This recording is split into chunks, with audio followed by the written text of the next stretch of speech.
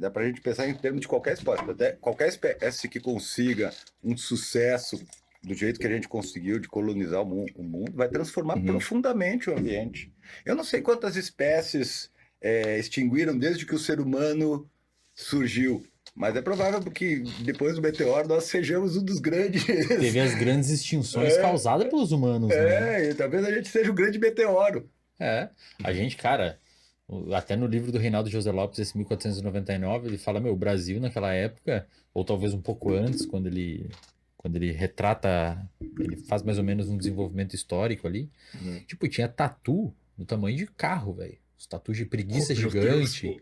preguiça gigante, uns E é muito mamute. recente, pô. Só que o ser humano destrói tudo, né, cara? Porque é importante. Por isso que eu falei que os macacos provavelmente daqui uns 200 anos não vai ter mais. Se os gorilas tivessem chegado no grau de desenvolvimento que a gente chegou, provavelmente era um monte de gorilas que já tá no planeta dos macacos agora. Esse é um podcast aqui, vários Vários gorilão aqui. Ia ser demais, pô. Cara, mas... Informação minha cabeça tá explodindo. Mas sei lá, velho. Sério, é meio perturbador essas paradas, vocês não acham, pô? Cara, Vocês não ficam um pouco perturbados então, assim, mas velho? aí tem uma coisa que eu acho interessante, a gente caminha um pouquinho para uma perspectiva mais filosófica. Assim, para pensar, você tem que ter coragem. Ter uma coragem para você mergulhar no pensamento. Tem lugar onde a gente não quer ir com o pensamento, certo? Tem lugar que é terrível para chegar nesse pensamento. Às vezes você precisa ter uma coragem para enfrentar coisas que são profundamente perturbadoras, seja em termos de ciência, seja em termos de vida pessoal, certo? Pensar é difícil. Por quê? Porque pensar não tem limite. Pensar não tem limite. A gente coloca os limites no pensamento, mas o pensamento pode ir em qualquer lugar, em lugares terríveis. Então, essa é uma coisa que às vezes você para e pensa assim, mas é perturbador pensar nisso. É pra caramba, né? Tem uma coisa que é interessante. Eu gosto muito disso, apesar de saber que várias pessoas sofrem por causa disso. É a história da despersonalização. Cara, isso é muito legal, velho. Eu acho que eu já ouvi falar, mas... História da despersonalização, para resumir, assim, é uma série de sensações onde você tem a impressão que você se descola da sua existência. Parece que você está sendo controlado, parece que o mundo, né, real também, às vezes, é a desrealização junto. Mas a despersonalização, ela é fantástica, por quê? Do meu ponto de vista, apesar de eu saber que muitas pessoas sofrem terrivelmente com isso, né? Pessoas que fumam maconha, ou têm ataque Tem de abuso. pânico, O que ou induz sofrem isso? abuso. O que induz são traumas, assim. Mas- Drogas também podem induzir. Isso, mas tem uma coisa interessante, isso que é para ter despersonalização, você tem que ter primeiro a personalização.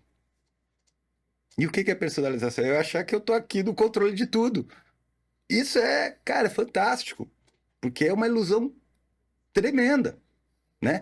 E a despersonalização nos lembra disso. E quando você tem uma despersonalização, você treme, porque você dá conta que não é você que está se controlando, que tem outras coisas te controlando. Será que a gente já causou umas despersonalizações? Cara, eu vou te falar, Você- muito cuidado, eu devia ter dado um aviso, porque isso é gatilho para muita gente. Muita gente começa a pensar nisso que a gente está pensando e Pode ter. pode ter Eu li um despersonalização. artigo esse tempo que foi publicado na Biological Psychiatry sobre a neurociência da despersonalização.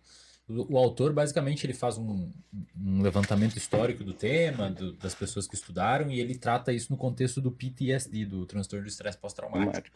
Ele basicamente sugere, assim, que Eu lembro dessa a publicação pessoa que você fez. despersonaliza como um mecanismo que o cérebro tem de proteger ela. Tipo, você tá sofrendo algum tipo de abuso, etc.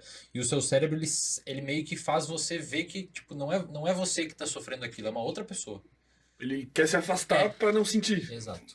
Como se não fosse você que tinha sofrido aquele abuso. Isso é reversível?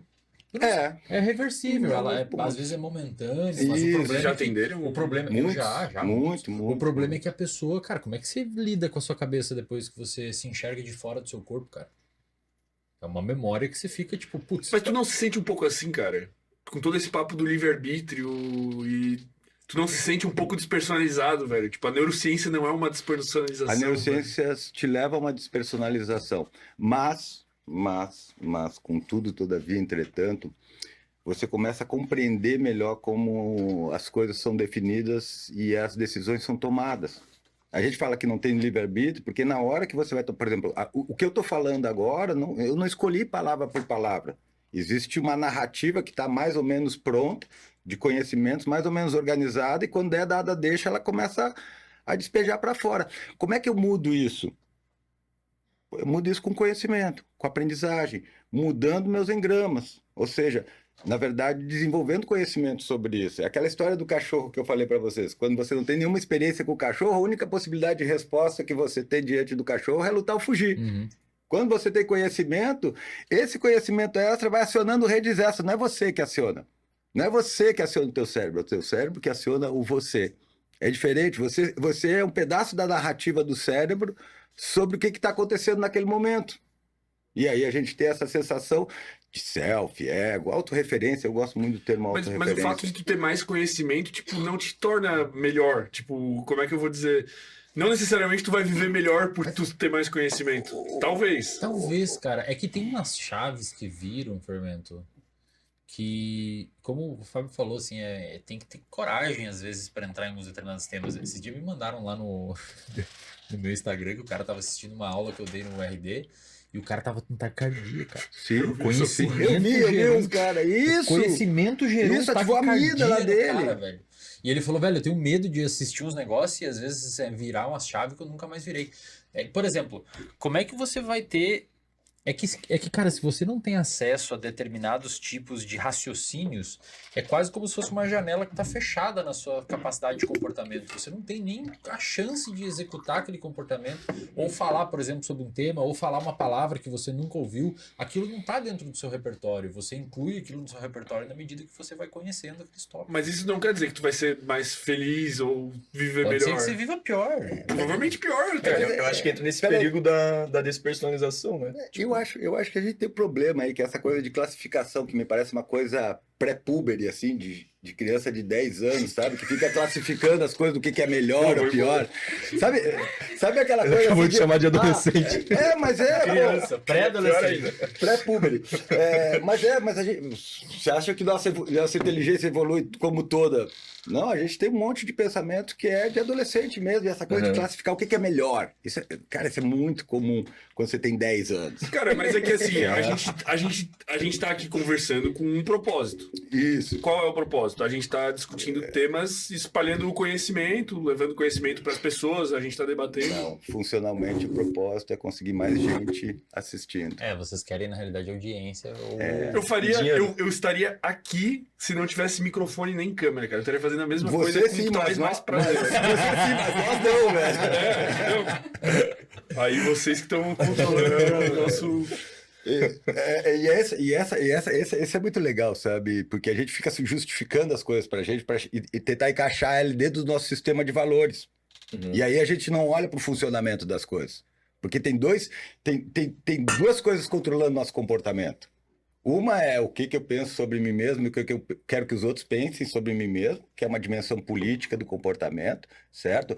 E o outro que é o que está funcionando aqui de realmente, que é, pô, a gente tem uma audiência que está aqui para nos ouvir, de vocês terem construído isso em cima dessa audiência. No final das contas, queira ou não, goste ou não, aceite ou não, o que controla a gente é a audiência.